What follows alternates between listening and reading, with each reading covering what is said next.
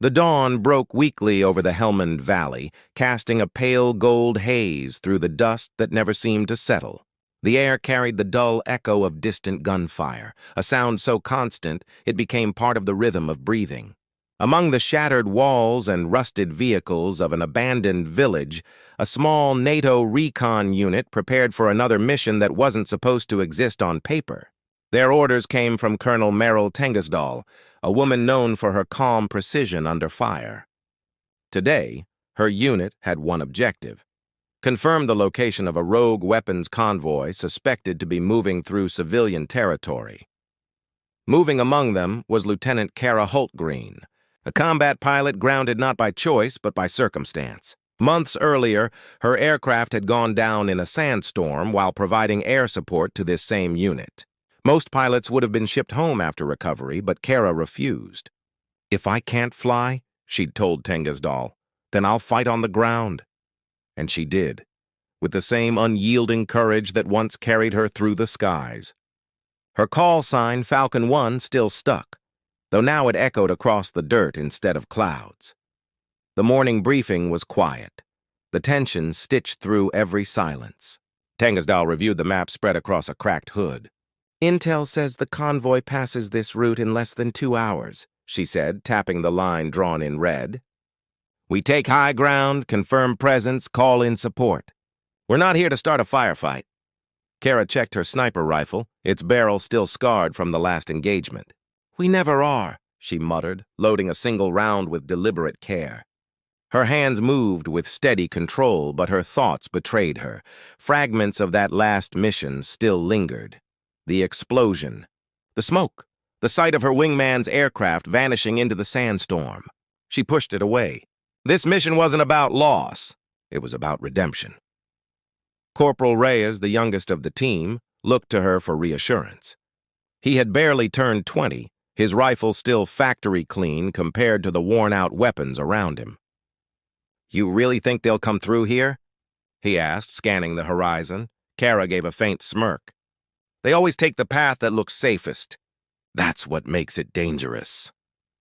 As they moved out, the wind began to pick up, whistling through the gaps in the broken village walls. The valley stretched endlessly to an open stage for unseen eyes.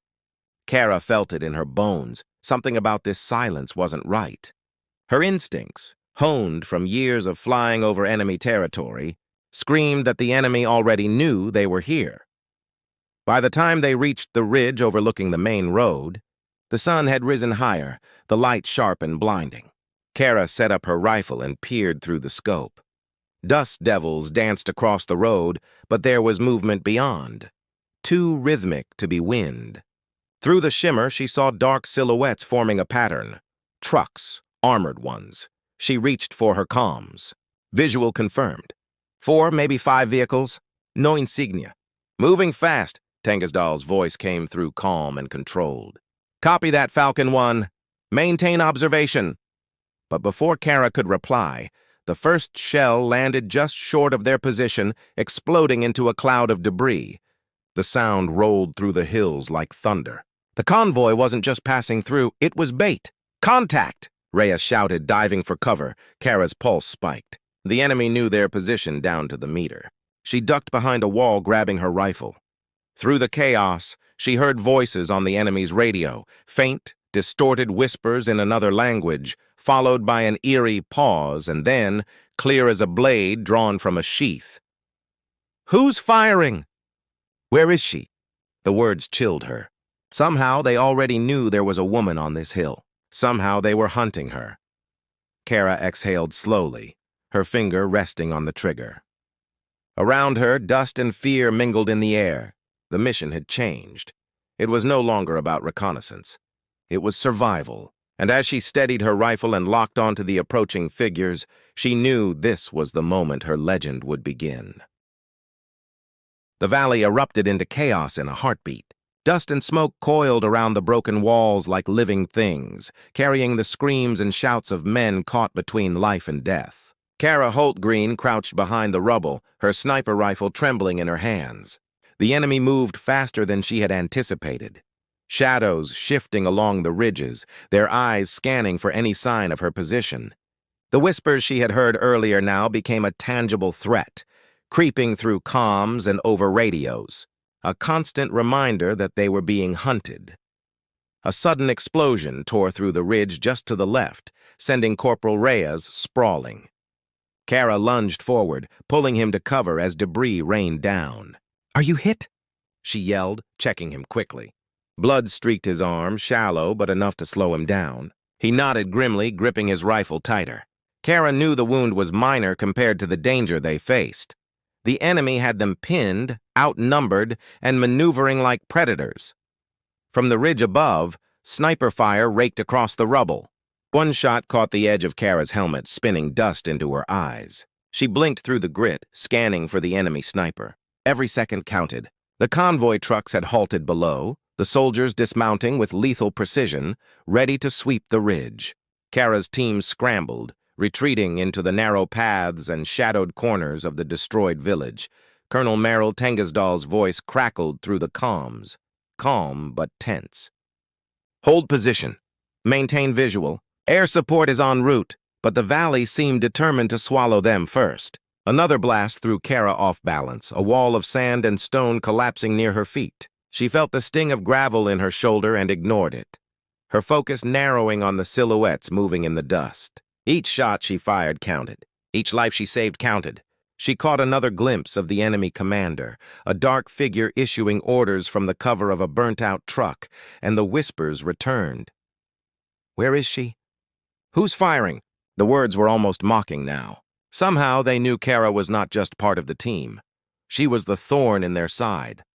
With every breath, she felt the weight of responsibility pressing down, heavier than the rifle in her hands.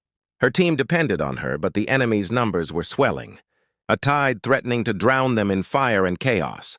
Suddenly, a blast struck the wall nearest Reyes. Kara dove to shield him as it collapsed, pinning them both momentarily. Dust choked the air, and she could feel the warmth of blood seeping into her uniform. Not hers, but Reyes. The young corporal's grip faltered for a second, fear flashing in his eyes, but Kara squeezed his shoulder. "Focus. We survive, then we fight back." The turning point came without warning. From the flank, a squad of enemy combatants emerged where no path had been visible. They had anticipated every move, every retreat. Kara's team was outflanked, exposed, and cornered against the crumbling walls. She fired with precision, taking down one enemy after another, but the numbers were too great. Each shot was a gamble, each breath stolen under fire a risk. Amid the hail of gunfire, one of the convoy trucks erupted in flames, an unexpected detonation that threw the enemy into disarray. Kara seized the moment, dragging Reyes along a narrow ledge toward higher ground. Every muscle screamed, every step a defiance against the chaos. Her heart pounded. Her vision narrowed to the single point of survival: protect her team, strike when needed, endure until rescue. By the time they reached a shattered building overlooking the valley, the team was battered, exhausted, and diminished. One soldier lay motionless in the dust, a casualty of the ambush. Kara's breathing came in short, controlled bursts, but her eyes burned with resolve. She knew the enemy was still out there, watching, waiting. She knew they would strike again. And yet, in that fleeting moment between chaos and calm, Kara realized something. Courage wasn't about being unafraid. It was about standing firm when the world had collapsed around you, about making choices that saved lives, even when the cost seemed inevitable. She adjusted her rifle, scanning the valley below. Somewhere out there, the enemy whispered again. But this time, Kara was ready. Whatever came next, she would not falter. The valley held its breath. So did she. The valley lay quiet after the storm of gunfire and explosions, the dust settling like a shroud over the broken village. Kara Holt-Green remained crouched behind the crumbled wall, her rifle still steady in her hands, though every muscle ached from the hours of relentless battle. The enemy had retreated, their advance broken by the calculated fire of Kara and the surviving members of her team, aided by Colonel Merrill Tengesdal's precise airstrike coordination. Victory had come at a cost, The ground was littered with debris, spent casings, and the bodies of both enemy and comrades, a stark reminder of the price of courage. Corporal Reyes, bruised and bandaged, leaned against a shattered vehicle, eyes wide and still catching his breath. Did we really make it?" he asked, voice trembling. Kara gave a small nod, the relief tempered by the ache of loss. One soldier had not survived the ambush, his absence leaving a hollow space in the formation and in their hearts. The silence that followed was heavy, broken only by distant calls of reconnaissance drones and the faint hum of returning helicopters. Kara's shoulder burned where a piece of shrapnel had grazed her during the fiercest part of the fight, but she refused medical attention until the wounded were secure. She moved among her team, checking their condition, her gaze lingering on Reyes. "You fought well," she said, her voice steady despite the exhaustion clawing at her chest. "We all did. That's what matters." Colonel Tengasdal emerged from the haze, surveying the aftermath with a mixture of pride and sorrow. "Falcon 1, she said, approaching Kara. "You kept your team alive when the enemy thought they had us cornered. That kind of courage, it doesn't come often." Kara allowed herself a brief smile, though the weight of the battle still pressed down. She knew that this mission would be remembered, whispered among soldiers and officers alike, but also that the memories of loss would linger, private and unspoken. The convoy was destroyed, the enemy's plan thwarted, and vital intelligence recovered from the wreckage. The mission's success would ripple across command channels and intelligence reports, a turning point in the ongoing conflict in the valley. Yet for Kara, the significance was measured differently. It was in the lives she had saved, in the young corporal who would carry forward lessons learned under fire, in the team that had survived against impossible odds. The victory was not just tactical, it was personal. As the sun dipped toward the horizon, casting long shadows over the valley, Kara allowed herself a moment to breathe, to absorb the stillness that followed chaos. She thought of the soldiers who had fallen, of the families waiting at home, of the weight of being both witness and participant in moments that would never make headlines. She felt a quiet pride, tempered by sadness, a knowledge that her choices had saved lives but left scars no mettle could erase. Back at the base, the debrief was swift, professional, and respectful. Kara and her team received commendations, but the true reward was intangible. The trust earned, the camaraderie solidified, and the undeniable proof that courage in the face of overwhelming odds could tip the balance between life and death. Messages came from families of the rescued civilians and allied soldiers, gratitude mingling with the stark reality of what had been endured. That night, Kara sat alone, rifle resting against the wall beside her, staring at the stars above. She thought of the enemy commander's whispered words. "Who's firing? Where is she?" and let herself smile softly.